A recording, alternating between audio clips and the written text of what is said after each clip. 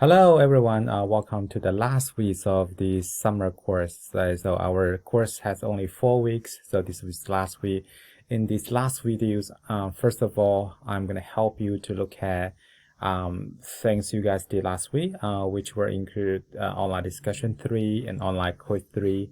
And also, I would like to spend some time to talk about what kind of thing that you need to complete in the last week. So first of all, let's look at the quiz 3 first. So the quiz 3 is basically have like 3 questions, right? The first questions was about to calculate a break-even points. In the lecture, I did actually spend time to talk about the how to calculate the break-even point. So I create solutions here. I will post this. This solution will be posted online as well, so you'll be able to look at that. So I'm just show you how to calculate this one. So I think most of students understand. This question is very simple. I just give you a very basic scenario, and it just basically the purpose for having this question just help you to understand how you be able to put this number into the right place, right? So this question, they say column has asked to run an indoor volleyball tournament. So he have to conduct break-even analysis in order to have a better understanding of if there are 200 people decided to participate in these competitions, how much money do they have to charge per player, and they can help them reach the break-even point, which means they're not losing money. So they did some basic like a budget, and they find out there are multiple different budgets they have to consider. So they have to consider about if they run a hall, how they're going to cost $500 and $1,500 for the securities, $1,000 for the administration fees, and $1,400 for the insurance for the public liabilities, and also another $600 for another insurance. And so for the individual costs, each player have to pay $5 for the referee cost, $15 for the catering service, and also $50 for the medical and massage service. So I just like a very brief scenario, so that I have some brief information. So there are 3 questions. First question, which items are fixed costs, which items are variable costs? We talk about the variable costs are the money we charge for each of the individual athletes. So in this question, it's very clear because I did mention it. This is we're gonna charge every player the referee cost, catering service, and also medical and massage service.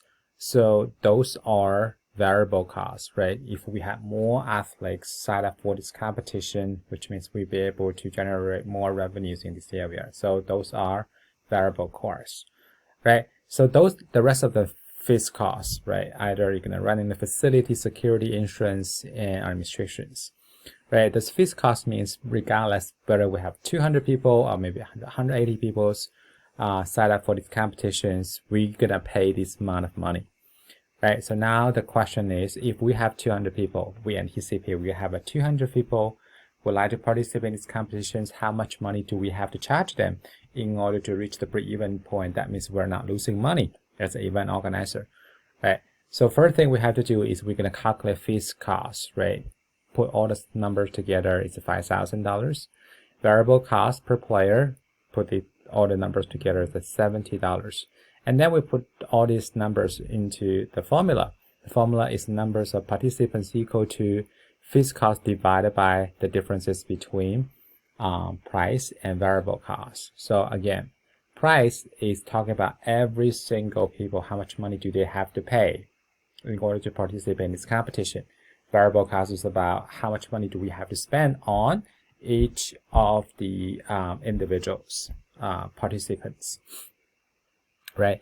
So we have 200 participants, 5,000, which is the total fixed cost, divided by the price, and the variable cost is 70, right? So I think a lot, I'm not saying a lot, but some students miscalculate these questions, right? I don't know how you be able to miscalculate these questions. Actually very simple, right? Using 5,000 divided by this number, and you just move this number to here, right? So using 200 times multiply the differences between price and 70, which is variable cost, and then you just calculate the total you will have to pay is $95, right? Which means if 200 people, each of them pay $95, they're able to cover the cost of the fixed cost, right? So this is the first one. As the next question is asked you to anticipate if the event is really popular, we have 250 people participate in the competition, how much money do we have to charge them in order to reach to the break-even point? Again, it's the same approach, right? The price each participant will have to pay will be is $90, right? So this is the online quiz 3, the first questions. And for the last questions that ask you to go and look at the 2016 World Series, we talk about the ticket price was extremely high, even higher than the Super Bowl games, and also at least the ticket price, average ticket price for each games, that's from secondary markets, right? So I'm asking you some questions. What factor that impact the ticket price? Why were the ticket price in Chicago more expensive than the price in Cleveland? And why were the ticket price in Game 4 and Game 5 higher than other games? So first of all, look at what factor will impact the ticket price, right? So first of all, we'll talk about this is a World Series games, right? So that's the finals of the entire seasons. Obviously, the tension is very high. So a lot of people pay attention, a lot of fans pay attention. Obviously, the price is very, very high. Ticket price is very high, right? So that's one reason.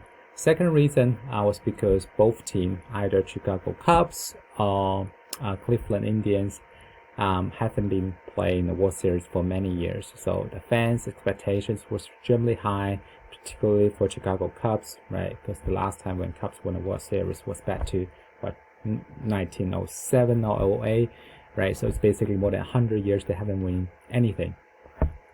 So that was a really crucial game for Chicago Cubs. So a lot of Cubs fans may be waiting for their entire life for this moment to come. So obviously, the expectations very high. The demands is also very high. People always want to go there and watch the game to see their favorite team to win. So obviously, so that is one reason why the price is so high here. On the quality of the game, we talk about this World Series, right? It's two best teams in the season play against each other, so that the price is also very high. Also, why the price in Chicago is more expensive than price in Cleveland. So we talked about previously, both teams haven't been playing the World Series for many years, so the demand is there. And also, Chicago is a much bigger city compared to Cleveland. More people living there. Cubs have bigger fan base compared to Indians, so that's why the price in Chicago is higher. And also the baseball stadium, the Cubs is playing at Wrigley Field, is also not a very big stadiums, right? So the demand is super high, so that's why the ticket price in Chicago is more expensive than the price in Cleveland. The markets, that's market driven. And the last question is why the ticket price in Game 5 and Game 6 are higher than the other games. For the Game 5, Game 4, Game 5, right?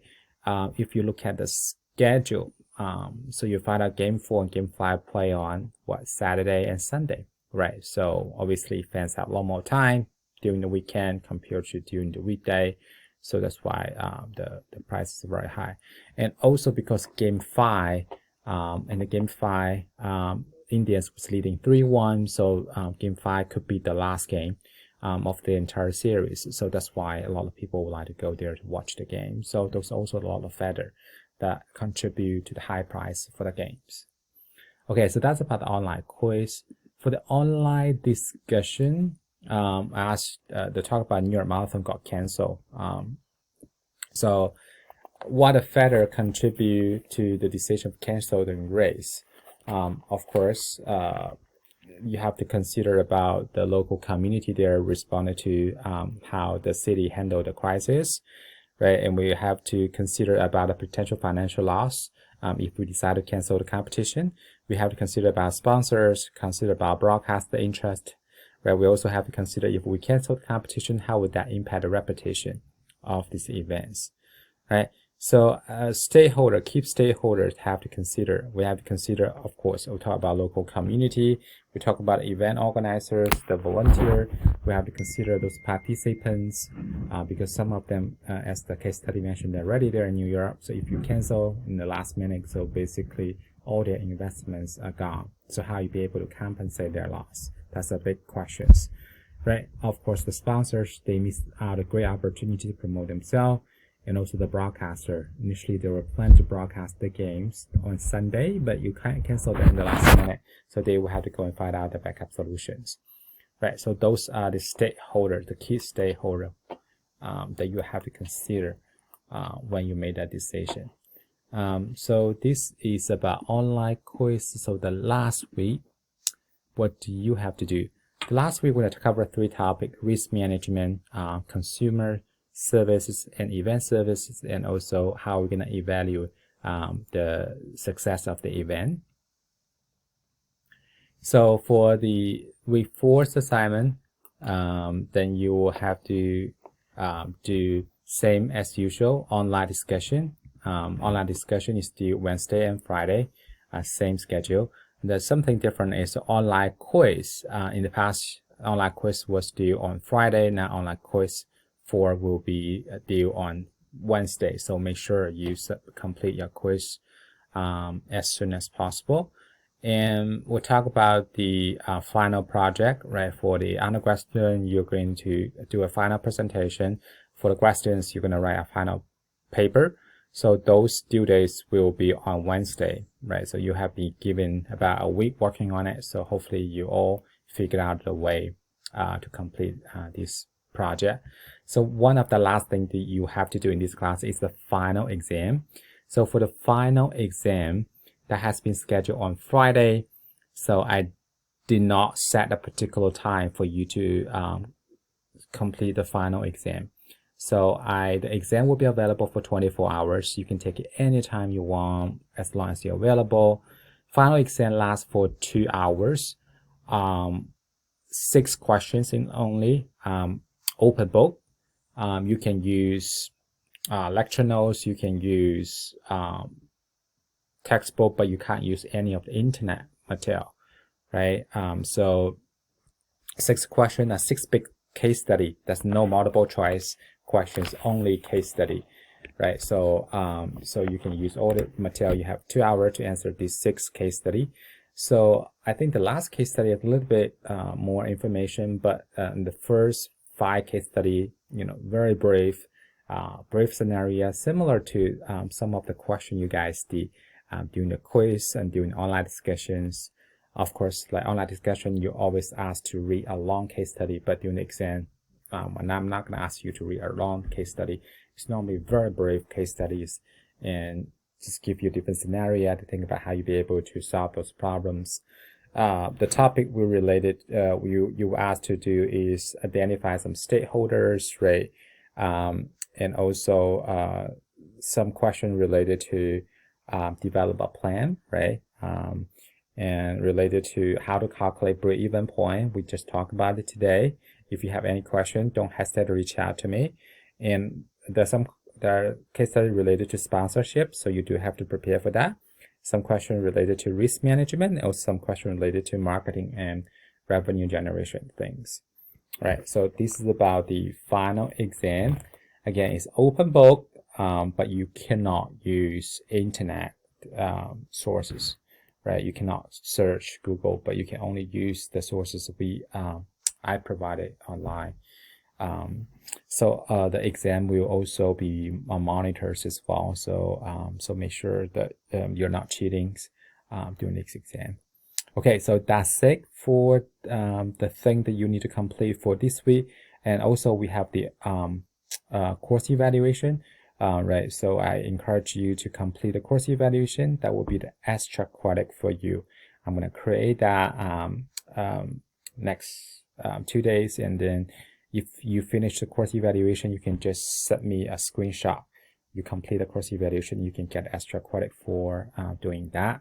All right, that's it. We'll see you guys next time.